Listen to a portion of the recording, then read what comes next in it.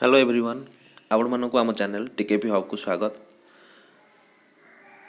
बहुचर्चित ठिका प्रथा उच्छेद पर 2013 कंट्राक्चुअल रूल रे अपॉइंट होइतिबा समस्त कर्मचारी को रेगुलर करा जियो बोली नोटिफिकेशन आसीतिला। सेथिरे वंचित होई रहितिले 2004 रु 2014 बैच।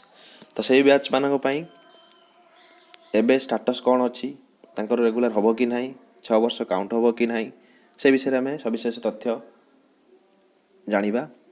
महासंघर प्रयास कौन अच्छी, आगामी दिन सब कौन स्टेप नियाजिबो से विषय देखिबा महासंघर कार्यकर्ता बा कर्मकर्ता पाखरु। तो देखंतु एनपीएस सेकेंडरी स्कूल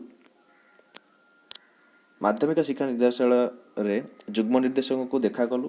तांको अनुरोध करिछु जे दाबीपत्र दे क्लारिफिकेशन मागिया पे तांको अनुरोध करिछु दाबीपत्र दे क्लारिफिकेशन मागिया पे। तो दाबीपत्र देइछंती, तो क्लारिफिकेशन मागिछन जे ए जो रेगुलर ऑर्डर आसिला से विषय रे जानिबा पे। तो एबे पुणी सचिवालय जीवु जीए finance law school and mass education को जाई आलोचना करिवु।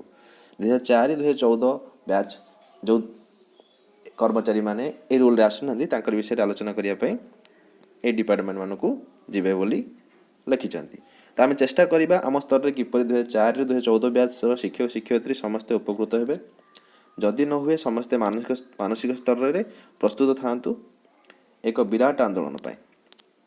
16,000 रु ऊर्ध्व शिक्षक शिक्षयित्री एही नियम रे सब सुविधा सुजोग पाइबारु वंचित हेबे बोली आज आलोचना पर डीएससी रु जानिबाकु पाइलु। जदि ए रूल तांको पे लागू नाही तो सेमाने 16,000 शिक्षक शिक्षयित्री वंचित रहबे ए सुविधारू। तेणु क्या कथा को विश्वास न करी निर्देशनामा को भल भाव में पढ़ंतु, कारण से रूलटा जोटा बाहर 2013 कंट्राक्चुअल रूल रे जो मैंने अपॉइंटमेंट होती।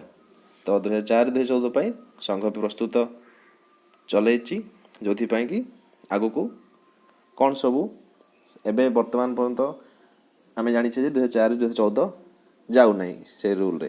तो आगु को संघर कौन सबू आगामी स्टेप रहिबो से विषय आम संघर कर्मकर्ता पाखरु शुणी नबा। चलंतु डेरी नकर से वीडियोटी शुणी दबा। जय जगन्नाथ, नमस्कार समस्त को।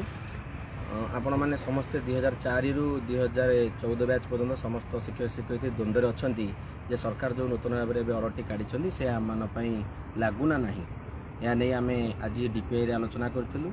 डीपीआई समस्त अधिकारी कहले ना ये ऑर्डर आपण लागू होना। ता सहित आम भी आज आसलु ए गवर्नमेंट को आलोचना करने गवर्नमेंट विभिन्न अधिकारी सहित आलोचना कलु। से भी सेम जिन कहले जे ये ऑर्डर आपण लागू नहीं, या 2013 कंट्राक्चुअल जाऊँगी। तेणु आपण स्वतंत्र गोटे जीए कि फाइनान्स गोटे ऑर्डर आसो आसला आम डिपार्टमेंट ऑर्डर कलापर ही आपण समस्या समाधान हो पार। तेणु समस्ते आपण मैंने संगठित हो रुहतु, केमी जिला लेवल आलोचना करूँ, बैठक करूँ, एनपीएस संघर कर्मकर्ता चयन करूँ। जमी आगामी दिन में सरकार सहित यदि किसी टालुटल यदि अवलम्बन करती ताहले लड़े हे। आपण मैंने ऑर्डर सहित समस्ते क्लीयर हूँ, क्या भरोसा रही जातुनि जे जी आपन को भंडेबे जे ऑर्डरटा समस्त ता नुह। आपण मैंने ऑर्डरटा को तर्जमा करूँ, क्लीयर हूँ।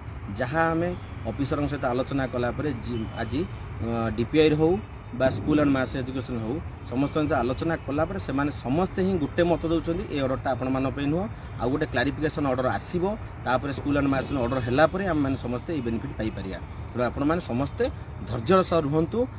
आगामी दिन लड़े प्रस्तुत जदि सरकार किसी भी टालुटल नीति अवलम्बन करती लड़े हम ऑर्डर बाहर पर्यंत।